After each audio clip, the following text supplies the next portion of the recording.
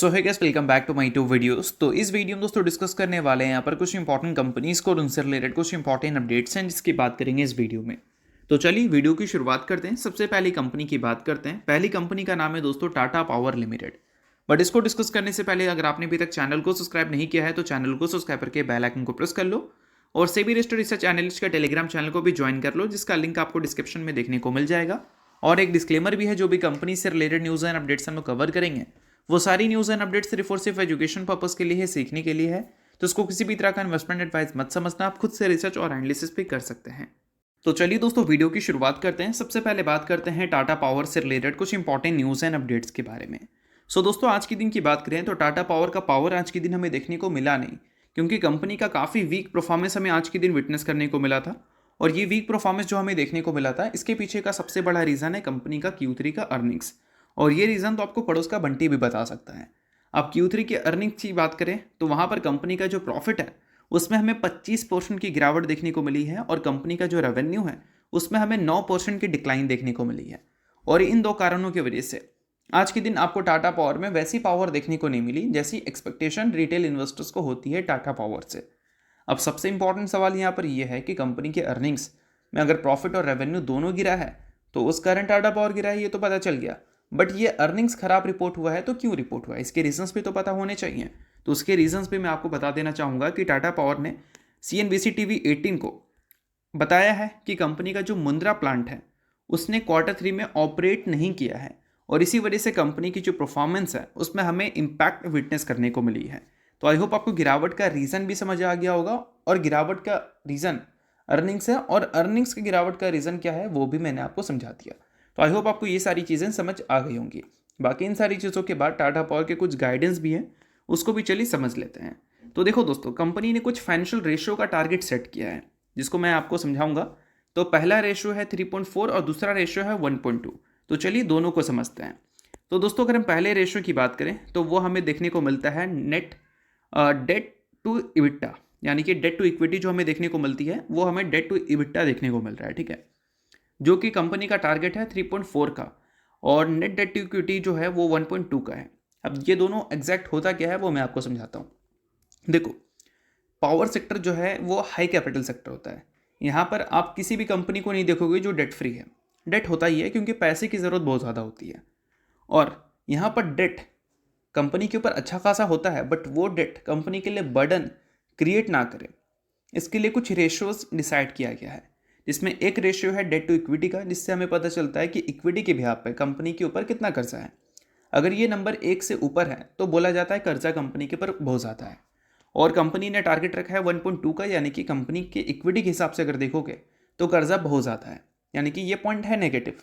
But सबसे interesting बात यहाँ पर यह है कि ये पावर सेक्टर की कंपनी है जिसके ऊपर कर्जा होता ही होता है। अब यही कोई केमिकल कंपनी होती, सर्विस प्रोवाइडर कंपनी होती है, उसके कर्जे अगर ज़्यादा रहते हैं और net debt to equity company का 1 से ऊपर रहता है तो वहाँ पर काफ़ी बड़ा कंसर्न रहता है।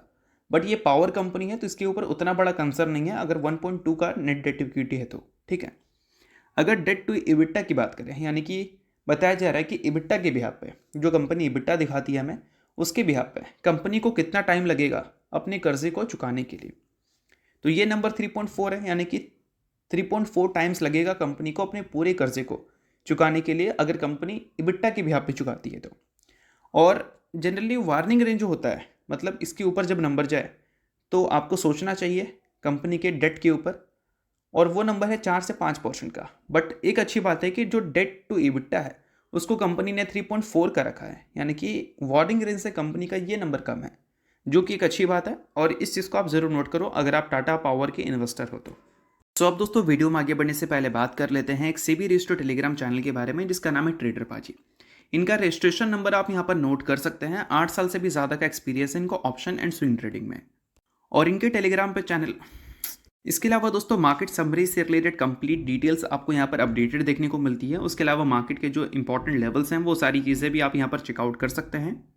साथ में दोस्तों कंपनी के टेक्निकल्स को प्रॉपर एनालिसिस कर यहाँ पर अपडेट किया जाता है, जिसको भी चेकआउट आप कर सकते हैं बिल्कुल फ्री ऑफ कॉस्ट। तो लिंक आपको डिस्क्रिप्शन में देखने को मिल जाएगा, लिंक के थ्रू जाकर चैनल को बिल्कुल फ्री में आप ज्वाइन कर सकते हैं। तो चलिए इसके अलावा बात करते हैं अगली कंपनी के बारे में। सो अगली कंपनी का नाम है दोस्तों ट्रेंट लिमिटेड। अगर हम बात करें दोस्तों ट्रेंट की, तो आज के दिन ट्रेंट का परफॉर्मेंस मॉर्निंग में थोड़ी गम वाली देखने को मिली थी, बट एट द एंड अगर देखोगे तो खुशी वाली परफॉर्मेंस हमें ट्रेंड की तरफ से देखने को मिला था।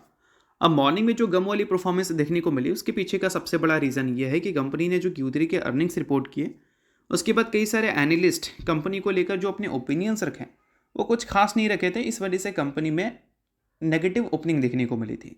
बट कंपनी ने जो EBITDA काफ़ी ज़्यादा सरप्राइज वाला रिपोर्ट किया उस कारण वो नेगेटिव ओपनिंग कंपनी का सस्टेन नहीं हो पाया। एट द एंड कंपनी ने काफ़ी अच्छी तेज़ी के साथ क्लोजिंग दी है।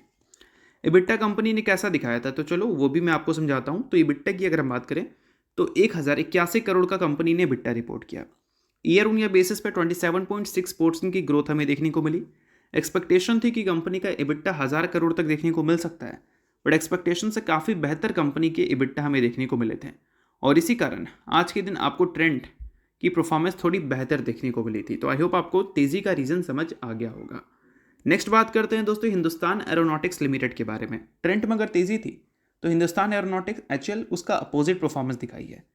HAL में काफ़ी अच्छी खासी गिरावट हमें विटनेस करने को मिली थी और गिरावट का सबसे बड़ा कारण HAL तो नहीं है।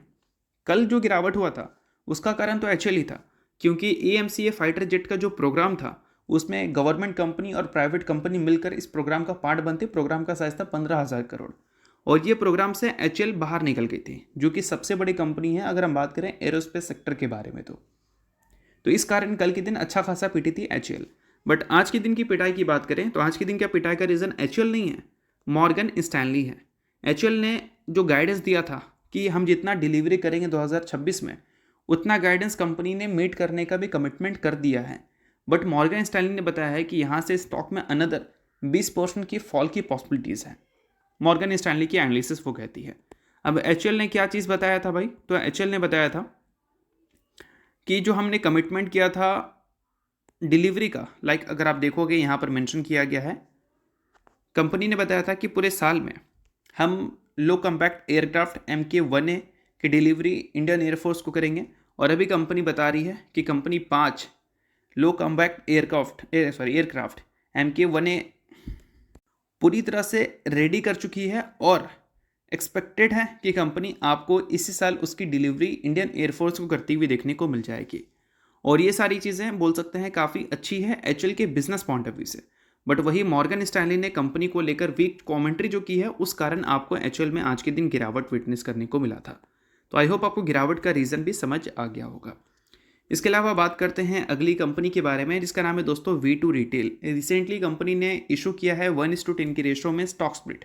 सो अगर आप इस कंपनी के इन्वेस्टर हो तो बेशक इस न्यूज़ को आप नोट कर सकते हो, इन्वेस्टर नहीं हो आप इग्नोर कर सकते हो। न्यूज़ थी इस वजह से मैंने बता दिया, बाकी ये किसी भी तरह का रिकमेंडेशन नहीं है। तो नेक्स्ट बात करते हैं दोस्तों काइनेस टेक्नोलॉजीज इंडिया लिमिटेड के बारे में। बट इसको डिस्कस करने से पहले अगर आपने अभी तक सेबी रजिस्टर्ड रिसर्च एनालिस्ट के टेलीग्राम चैनल को ज्वाइन नहीं किया है तो उसको जाकर आप ज्वाइन कर लो, लिंक आपको डिस्क्रिप्शन में देखने को मिल जाएगा। अब दोस्तों काइनेस की बात करें तो आज के दिन काइनेस और डिक्सन दोनों आपको वीक परफॉर्म करती हुई देखने को मिली थी, क्योंकि क्वालकॉम की बात करें तो उसके अर्निंग्स और उसके गाइडेंस दोनों हमें डिसअपॉइंटिंग रिपोर्ट होते हुए देखने को मिले थे, जिसको आज के दिन के सेकंड वीडियो में भी हमने कवर किया था। और इसी कारण डिक्सन और काइनेस दोनों आपको पिटती हुई देखने को मिली है। तो एट द एंड अगर चीज़ों को देखोगे तो कोई शॉकिंग नहीं है। उनकी तरफ से मेंशन किया गया है चाइना जो है वो प्लान कर रही है कुछ ही फ़ोन्स बनाने का, कुछ ही हैंडसेट बनाने का वो प्लान कर रही है, क्योंकि जितने उनको मेमोरी चिप चाहिए, मेमोरी चिप्स उतने वो ले ही नहीं पा रही है, क्योंकि भाई लगातार इनके जो प्राइसेस हैं वो बढ़ते जा रहे हैं। तो इस कारण उनके जो नियर टर्म हैंडसेट आउटलुक है वो इम्पैक्ट फेस कर रहे हैं। इंडस्ट्री में जो मेमोरी का सप्लाई है वो कम देखने को मिल रहा है ज़्यादा प्राइसेस के वजह से, और इन सारी चीज़ों की वजह से उन्होंने अपने अर्निंग्स जो एस्टिमेट है उसको कम रखा है। और साथ में उन्होंने ये भी बताया कि जो प्रीमियम और हायर टायर कस्टमर्स हैं, प्रीमियम और हायर टायर्स स्मार्टफोन्स हैं, उसके जो कंज्यूमर डिमांड है उसको company as it is continue maintain करने की कोशिश करेगी। बट बाकी चीज़ों को लेकर कंपनी ने थोड़ी सी कॉन्शियस कमेंट्री की है अपने ग्रोथ गाइडेंस को लेकर। और इन सारी चीज़ों को लेकर डिक्सन और बाकी जो कंपनी है EMS वाली, वो सारी कंपनीज आज के दिन आपको पिटते हुए देखने को मिली थी, जिसमें आपको डिक्सन और काइनेस टेक्नोलॉजी का सबसे बड़ा फेस देखने को मिल रहा था। तो आई होप आपको इसका रीज़न भी समझ आ गया होगा कि आज के दिन आपको काइनेस टेक्नोलॉजी में क्यों वीक परफॉर्मेंस देखने को मिली थी। तो दोस्तों ये सारी कुछ इंपॉर्टेंट कंपनी से रिलेटेड कुछ इंपॉर्टेंट अपडेट थी जिसके बारे में हमने बात किया। होप करता हूँ ये वीडियो आपको अच्छा लगा होगा। लाइक कीजिए, सब्सक्राइब कीजिए, बहुत बहुत शुक्रिया।